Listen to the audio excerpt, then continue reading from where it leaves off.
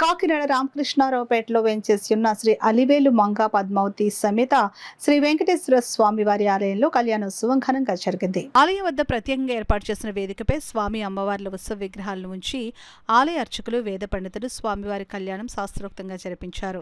Shri Lakshmi Gangotri furnitures అధినేత పలివెల ప్రదీప్ లావణ్య దంపతులు పీటలపై కూర్చుని స్వామివారి కళ్యాణం జరిపించారు. రామకృష్ణారావుపేటలో గల శ్రీ కళ్యాణం వెంకటేశ్వర స్వామివారి ఆలయ కమిటీ అధ్యక్షులు నీలాపు వెంకటరమణ, మాజీ కార్పొరేటర్ రోకళ్ల సత్యారెడ్డిలు స్వామివారి కళ్యాణానికి పట్టు వస్త్రాలు, సారె అందించారు. ఈ సందర్భంగా ఆలయ కమిటీ సభ్యులు పప్పు వీరకుమార్ మాట్లాడుతూ ప్రతి ఏటా స్వామివారి కళ్యాణం అత్యంత వైభవంగా జరిపిస్తున్నట్లు వెల్లడించారు.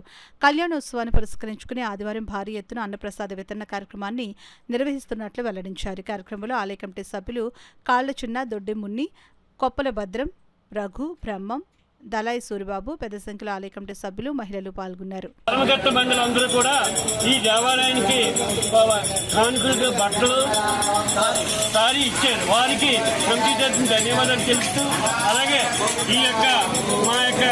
ఈ ఆలయానికి ప్రతి నిత్యం సహకరిస్తున్న దాతలు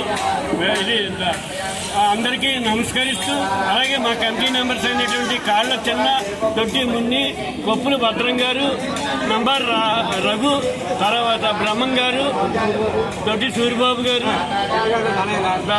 దళాయి గారు, వీరందరూ కూడా కమిటీ తరఫున ఎంతో సేవ చేసి గత 9 రోజులుగా ఈ యొక్క నిత్యం ఈ వెంకటేశ్వరానికి చేస్తున్నారు. వారు కమిటీ తరఫున వారికి కృతజ్ఞతలు తెలియజేస్తూ ఈ అవకాశం ఇచ్చినటువంటి మా భర్త మహాశయులందరికీ కూడా ధన్యవాదాలు తెలుపుతూ, మరి వచ్చే ఆదివారం బ్రహ్మాండమైన భారీ ఎత్తున అన్నదానం జరుగుతుంది.